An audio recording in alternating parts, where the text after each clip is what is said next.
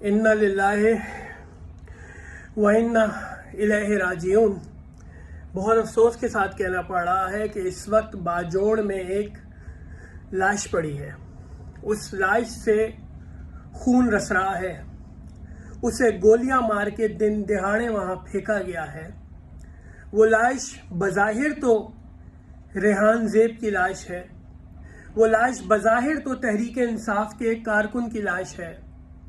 वो लाश बज़ाहिर तो एक इंतखाबी नुमाइंदे की लाश है जो ऐने आर्ट से इंतखाबात में हिस्सा लेकर इस मुल्क को तरक्की पहुंचाना चाहता था, इस मुल्क के अंदर बेहतरी देखना चाहता था।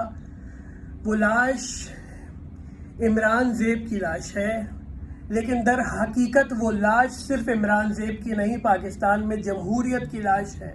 वो लाश मेरे और तुम्हारे ख्वाबों की लाश है। वो लाश पाकिस्तान में आने वाले इंतखाबात की लाश है।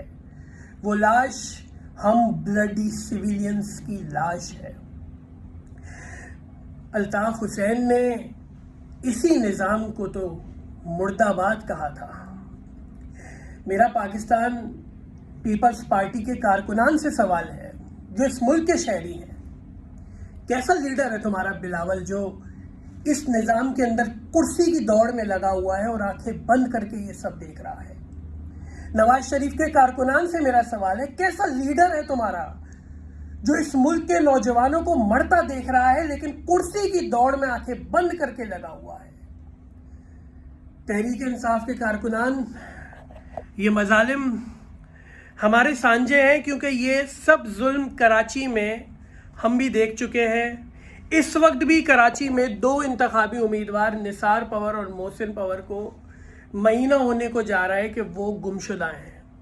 ये सिर्फ तहरीक इंसाफ के कारकुनान का गम नहीं है, ये अल्ताफ हुसैन का भी गम है, अल्ताफ हुसैन के कारकुनान का भी गम है। ये सिर्फ तहरीक इंसाफ के कारकुनान का गम और मामला नहीं है, ये पाकिस्तान का गम है, ये पाकिस्तान का मामला है। और हम सबको इस निज़ाम के खिलाफ यकजा होकर जद्दोजहद करनी पड़ेगी और हमारे अरमानों की इस लाश को जिससे खून रस रहा है आइंदा गिरने से बचाना होगा। इन्ना लिल्लाहि व इन्ना इलैहि राजिऊन।